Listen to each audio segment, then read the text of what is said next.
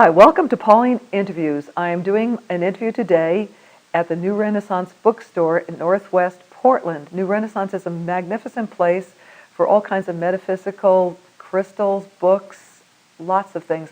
So many, I can't even get into it. But they're open 7 days a week, starting at 10 a.m. until in the evening. So it's a great place to visit, and I want to thank them for letting me do some interviews with some very fascinating, interesting people here. One of them is Jan Engels-Smith, and Jan is going to be here at New Renaissance on the 5th, on a Saturday of January. And she's going to be talking about classes, and you'll know more what I'm talking about when you see the interview. But she's a shaman, and she has you could actually get degrees from LightSong, and that's her university. So now I want to talk to Jan. Jan is actually not only a shaman, and we'll tell you what a shaman is in just a moment. She's also a psychotherapist and author and does a lot of different kind of healing work. She also does Reiki, if you know what Reiki is. Jan has been in my audience, but I've never had a chance to interview her, so I'm so happy she's here today. Jan, thank you for being here. So Jan, before we talk into what kind of work you do is shamanism, what is a shaman? What is a shaman? That's a really good question. The definition of a shaman is actually a Siberian word, and it means somebody who sees in the dark with their heart. And I've always loved that definition because I feel that I am a very heart-centered person and I care greatly. And so to have a title that sort of emulates that is nice for me.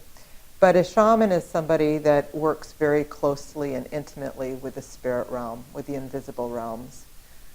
We dialogue and converse for information. We merge with them to have powers to heal. They are actually doing the healing, but they have to have a physical body. They have to have hands and a mouth to be able to communicate. And so we're sort of the intermediaries that they merge with and then bring their healing power through to work with people. And that can be in any range of physical, mental, physical, mental, or emotional, spiritual healings. And so we conduct a lot of ceremonies, a lot of rituals, a lot of healing techniques that we've learned. When did you decide to become a shaman, and why did you decide? Why did you and decide? Why? And then I'll ask you how. That's a good question, too. Actually, it came to me. I didn't even know what the word shaman meant. I had never heard the word. What do you mean it came to you? Well, I'm going to tell you about that in just a second. I was living in Dallas, Texas. I was very involved in the church. In fact, I had been considering getting my doctoral degree in theology, very involved. I had been always raised in that type of environment, so I didn't have any knowledge at all about metaphysical things and or the vocabulary of it. I had never heard some of the words before. So you were raised more spiritually, not... I was raised religiously. Oh. But I've always had a very spiritual side to me because I can remember even sitting in Sunday school, or we would have, special Sunday schools. I was very involved, and I would say something, and it's like the whole table would turn, and their mouth would drop open. Like, where did that come from? Because I always had this very spiritual, sort of big picture idea of thinking out of the box. I had a very close connection to nature. I actually had a biology and chemistry degree. I taught high school biology and chemistry in Texas. So I came out of what I call a very standard middle class America kind of thing. But I was working with some very troubled youth. At this time, I was now a psychotherapist. I was working with some very troubled youth. And had some ideas to connect them into sort of a bigger version of themselves. That was the only, it was all based on altruism. But anyway, I was walking through my living room in Dallas, and there, standing in my living room, as plain as you are, in front of me was a Native American woman.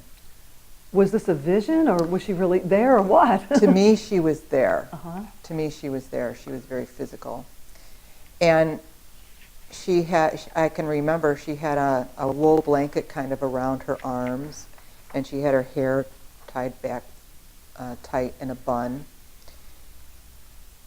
And I said to her, "Who are you? What are you doing in my living room, And she answered me with, "I am your mother, I am your grandmother, I am your sister, I am the earth, I am you." And that was not what I was expecting. And she said, Did you think you were going crazy? Yeah, the other thing that I was also doing at this time, get this, I was working in the disassociative ward in the psych unit of a hospital. Okay, so and my specialty was multiple personality disorder. So that scared you, didn't it? Yeah, because I thought, I've heard too many stories here. I'm going off the deep end. But anyway, she said, "I've come to ask you to learn the ways." And I was going to say, "No, you need to get out of my living room, go away." But there was a crow that was cawing outside the window. And instead of hearing caw, caw, caw, I was hearing trust, trust, trust. And so I'm looking at this woman and I said, "Okay, yes." And she got out this pipe. Now, I didn't know anything about a pipe at that time, which is a very big deal in Native culture. It's called the Chanupa in Lakota. She got out this pipe and we smoked it. And the only time that I'd ever seen that was like in Western movies when they're smoking the peace pipe. I had no reference to it at all. But in their culture, it seals the deal. It's a contract with the universe type of thing. So we smoked this pipe, and she said, "I'm going to give you your medicine, and you carry the medicine of the North, which is wisdom, love, and healing." And then there was this sound behind me, and I turned, thinking somebody had entered the room, and I turned back, and she was gone. About how long was she there? 20 minutes, maybe. I don't know. It was long enough to have this conversation, to do this, maybe not long, maybe 10, 15. I don't know. I never gave it a time. Mm-hmm. But it's actually written up in a new book that's out on the market right now, that has to do with how people are called to shamanism. What's the book called? It's Shamanism in the New Millennium. Wanted to get the name right. Shamanism in the New Millennium. How can people get it? It's on Amazon. It's it's really hitting the market in a big way. So it's easy to get. Most bookstores would probably have it that have alternative things in them. But anyway, it's about 16 different shamans around the world and how they were called to it, because it's a very unique story. But it wasn't an easy story. I have to tell you that, again, because of working where I was in the disassociative ward, also to add color to the story, I had 3 babies. I had a 2-year-old and infant twins, okay? So I had my hands full, and I'm listening to stories in these, with my clients in the disassociative ward that used to just make my skin crawl, and so I had a lot of stress going on in my life. For me to turn around and tell to my husband, this woman showed up in our living room, and then to tell my friends that, it was the hardest time of my life. I almost lost my marriage. I did lose my friendships. A lot of people abandoned me. Of course, the whole church abandoned me. because I couldn't tell my friends in Sunday school. So my life, now that I look at it in a shamanic term, is what said it dismembered. My entire life dismembered. It fell apart. So how come you didn't give it up? I didn't even know what I was giving up. I didn't even know what I had said yes to. You know, there wasn't anybody there that could explain to me what had happened. As soon as I opened my mouth to try to ask a question about it, I was labeled as crazy. And that, you know, you are off your rocker, you need help, these things don't happen, da-da-da-da-da. Obviously, your husband came around because you're still married. He did, and when I say lost my marriage, that is extreme. I don't think that he would have ever happened, but it was extremely stressful. So along with that, shortly after that, I had a dream. And in the dream, they said, you need to move to the Northwest, that the vortexes in the United States are changing. And where were you at this time? In Dallas. Okay. I was in the Southwest, Midwest. And they said the vortexes are changing and they are moving to the Northwest and you need to be there. Now this was in 1992 or 1991. Can I ask you a question though? Sure. What do you mean by the vortexes? Well, I think vortexes, in the term that they were using, it's where energy is going to accumulate and support. Now, when we moved here, so I had this dream, so I can remember walking out to the kitchen. My husband's standing there holding baby twins in his arms or whatever, and trying to do all the things that you do with 3 little kids in the morning. And I said, I had this dream that we're supposed to move to the Northwest. He was like, Jan, enough, and it just turned out that my best friend, my childhood best friend, and we were raised in Michigan, had just moved to Portland. And I said, hey, let's go up and visit Claudia, and she's just there, let's check it out and just see what Portland's like. They just said Northwest, it didn't have a defined place. So we did that, and during that week vacation, he landed the job of his dreams up here. He just kind of walked into it, and we moved by June. Like it was meant to be. Like it was meant to be. Everything just fell into place. And so with that, when he was at a conference, and I was there with the kids, and he came into the hotel room, and he said, Jan, you need to come downstairs and look. They have a bookstore down there. I want you to see some of these books.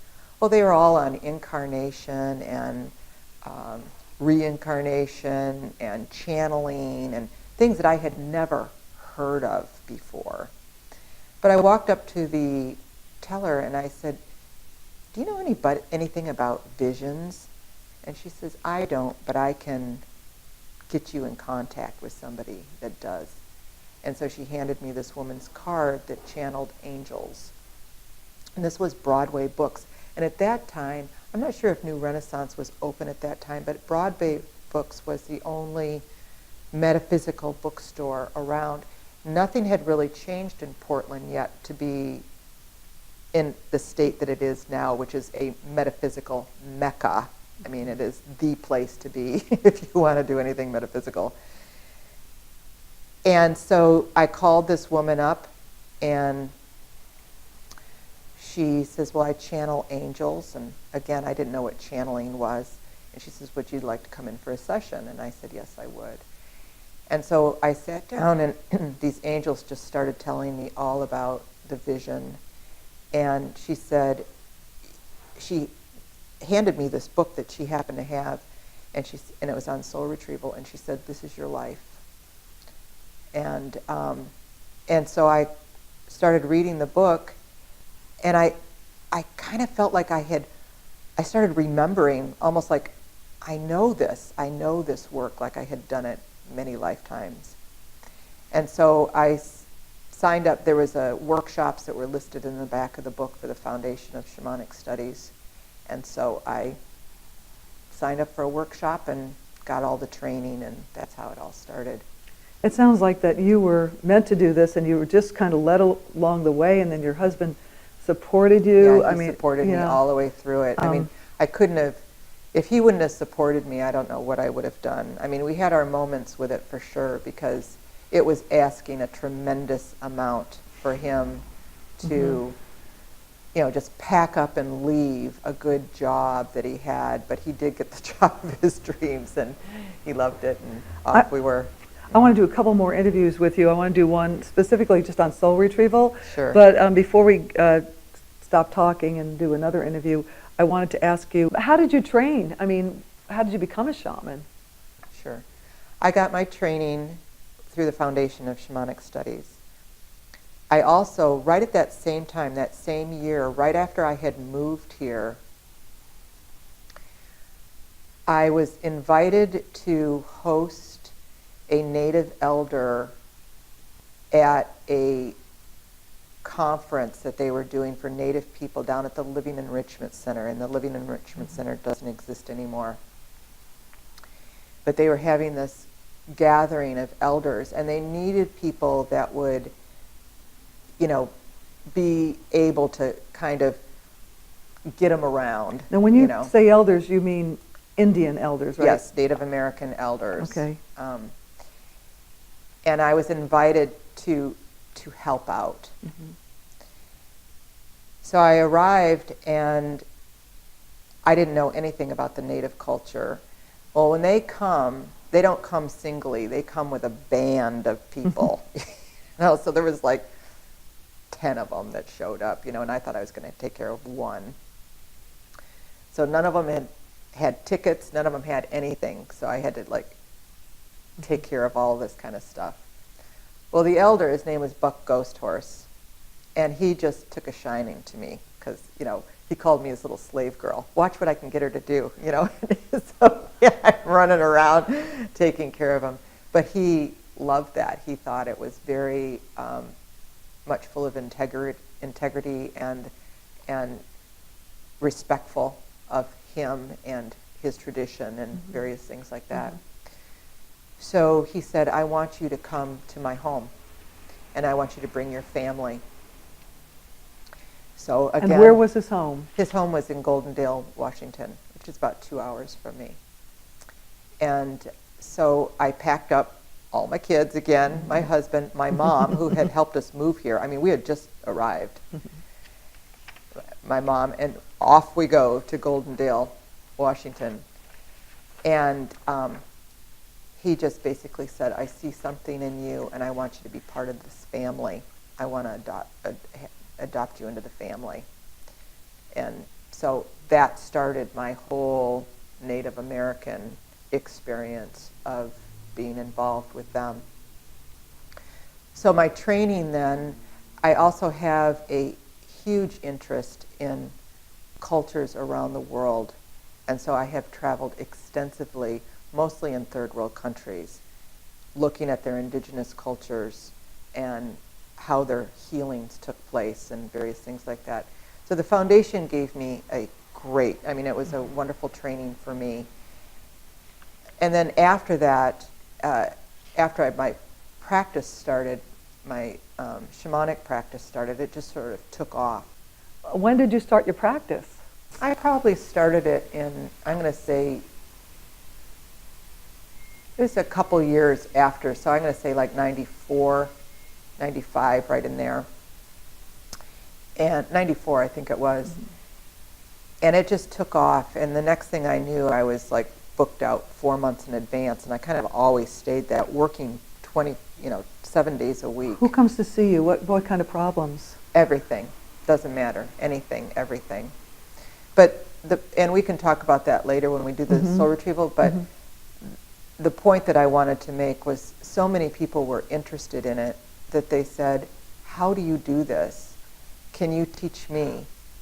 And so I started having little groups in my basement. Because I was seeing, like 20, 30 people a month. And that was out of those people, probably 10 or 12 a month wanted to learn this stuff. And so I was having these groups regularly in my basement until we outgrew the basement, and that was the beginning of the school, LightSong School of 21st Century Shamanism and Energy Medicine. And now we're one of the leading schools in the United States. Did you use any of your psychotherapy training? Always, yeah. I mean, In conjunction with the shamanism? for me, that's so ingrained, I cannot not use it. How does that differ from shamanism? Well, psychotherapy is all head, it's all mental. Shamanism is energetic. It's working with your soul, your energy system. And you are first and foremost an energy system having a human experience. You're not your mind. You're your energy system. You know what? That is great. And we're going to talk about, the next interview, we'll talk about LightSong. And then I want to use some of that energy system. And the pictures you showed me are fascinating, that we're so much more than we think we are. Yeah, we are. Jan, thank you so much. We learned so much about shamanism and your school, LightSong. And if people want to know more about it, we will put up information for them. So thank you for watching Pauline Interviews, and look for another interview. I've got another great interview with Jan. Thank you so much.